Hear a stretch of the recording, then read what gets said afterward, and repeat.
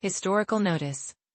From Gallia Christiana, Volume 9, page 520. In the year 949, as Fleury mentions in his chronicle, the people of Laon, who were loyal to King Louis, selected Rorico, a deacon and the king's brother, as their bishop.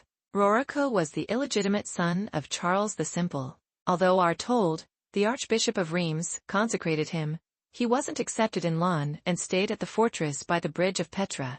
In 955, he was present at the ordination of Adolphe, the Bishop of Noyon. In 961, after the death of Artaud, he served as Arch-Chancellor until Odalaric took over as Archbishop. That same year, he reinstated the monks in the Abbey of St. Vincent, replacing the canons. In 962, he attended a synod of 13 bishops in the region of Meaux, where he worked with Gibwin of Chalon to stop the See of Reims from being returned to Hugh, Artaud's rival. During that year, he laid hands on Odalaric, who was consecrated by Guy of Soissons. On June 3, 969, he agreed to donate half of the Abbey of St. Hilary, along with the church, to the monastery of St. Vincent. In 973, he gave the church of St. Médard in the village of Caprimiac to the same monastery. In 976, as noted by Fleury in his chronicle, he was afflicted by paralysis.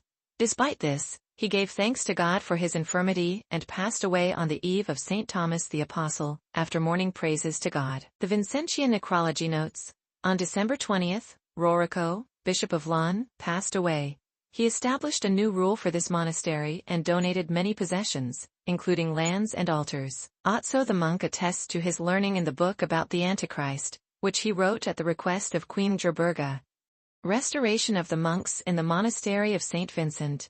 Acts of the Ecclesiastical Province of Reims, Volume 1, page 626. With the help of heavenly grace, I, Rorico, though unworthy, have assumed the leadership of the Holy Church of Laon. I realize that the final summons is imminent for me, as it is for others. Burdened by my sins, I began to consider what would benefit this seat, which I preside over by the will of God, and what is necessary to address my sins. On the mountainside, overlooked by the city, there is a church dedicated to the worship and honor of the great martyr Saint Vincent. In ancient times, it was known for its monastic life, but in modern times, it fell into poverty and neglect. My predecessor Adelimus established a community of 12 canons living a religious life there, supported by various sources. After his death, due to the troubles of various plagues, it nearly returned to its previous desolate state. I could not remain calm about this, especially since it served as a burial place for both the bishops of this seat and for nobles and laypeople. Calling a general assembly and with its advice, I decided to restore it to its former monastic state and to gather as many monks as the opportunity of the time allowed.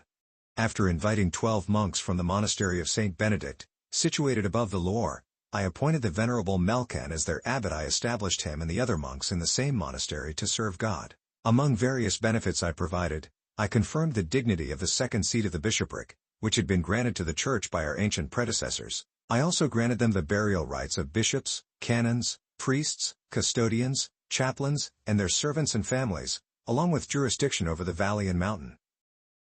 To ensure this authority held stronger validity, we decided to endorse it with both our seal and the testimony of our clerics and noble laity, the sign of Roricon, the unworthy Bishop of Laon. We decided to send it to the Venerable Synod, held at Mont Sainte-Marie in the district of Tardenois in May, where it was read in the presence of Lord Adalbero, the Archbishop, along with his fellow bishops, and strengthened by their common consent. Adalbero, Archbishop of the Holy Church of Reims, I have signed and confirmed it.